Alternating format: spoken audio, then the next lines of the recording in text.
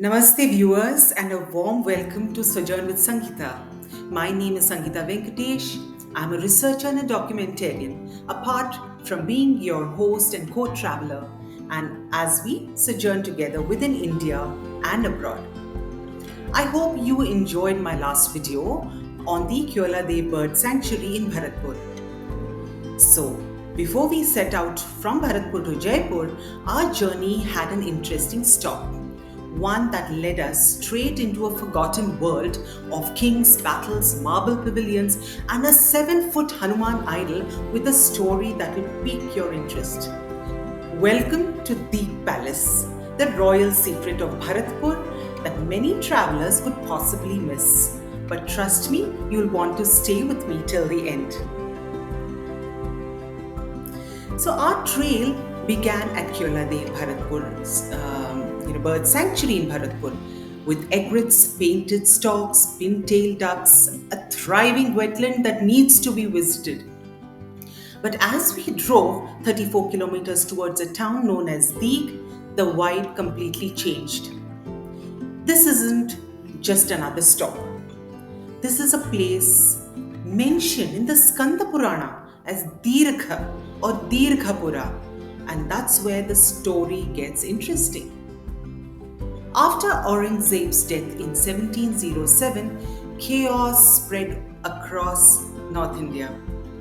But in this chaos, the Jat resistance rose again under the leadership of Churaman, who ruled from 1695 to 1721 AD. His nephew, Badan Singh, who ruled from 1722 to 1756 AD, turned Deeg into a powerful kingdom. And then came his legendary son, Maharaja Suraj Mal, the man who built towering walls, massive bastions, and a moat so deep that even the Mughal armies hesitated to come anywhere close. This fortress wasn't just built, it was declared. And then you step into Deeg Palace, or as it was once known as Jal Mahal, the summer paradise of the Bharatpur kings. Imagine Mughal grace meeting Rajput strength. Fountains, gardens, mirrored pavilions, and wind-cooled halls everywhere. The palace complex includes an entire constellation of buildings. Gopal Bhavan, Suraj Bhavan, Kishan Bhavan, Nanda Bhavan, Harde Bhavan, Purana Bhavan, each with a personality of its own. Let's start with the heart. Gopal Bhavan, which was the king's real home. Gopal Bhavan was the actual residence of the rulers, the royal, which had the royal darbar hall, the panoramic views, the cross-ventilated rooms designed to stay cool even in scorching summers. And the architecture, a perfect blend of Rajput bravery and Mughal poetry, especially when you look at the Charbagh layout, which whispers of Mughal influence.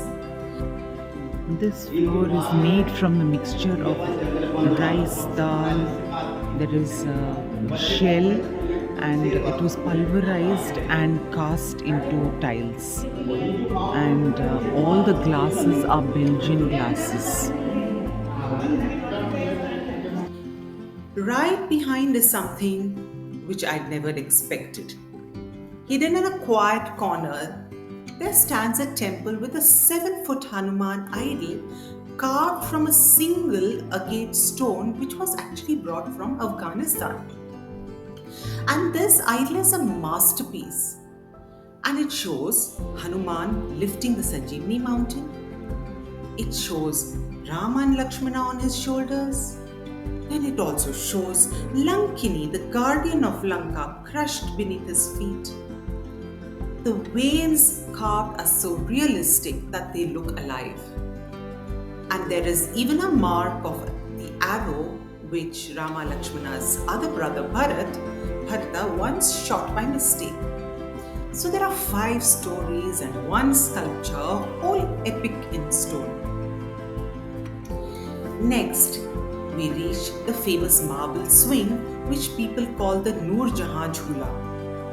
Legend says that the Jats brought it from the Red Fort after defeating the Mughal governor in 1753. But historians disagree.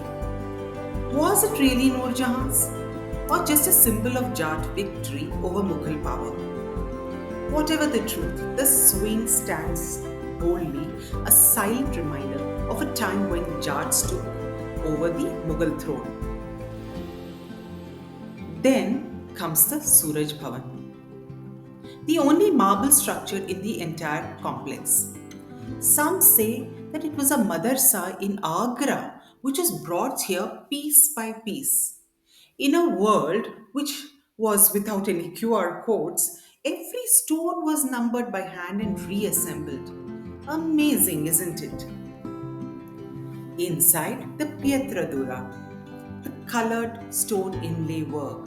It shines with Mughal finesse reminiscent of the Shah Jahan's era. Then, the oldest structure, Purana Mahal, comes with the octagonal fountain and gardens. And this marks the very beginning of Deeg's royal journey. And then, what we saw was the genius of Deeg. The palace once used a massive network of terracotta pipes to draw water from nearby reservoirs like Gopal Sagar.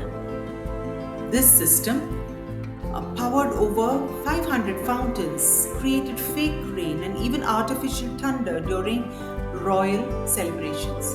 Imagine being in an 18th century palace where the kings could summon monsoon on their demand.